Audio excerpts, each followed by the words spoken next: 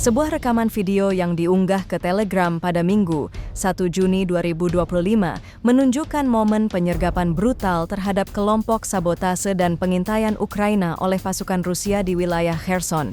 Dalam video tersebut, kendaraan yang ditumpangi tim sabotase Ukraina tampak hancur dan terjungkal setelah dihujani tembakan dari pasukan penyergap Rusia.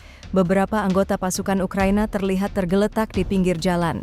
Tak lama berselang, drone Rusia menjatuhkan granat ke arah kendaraan dan ke posisi para prajurit yang masih hidup.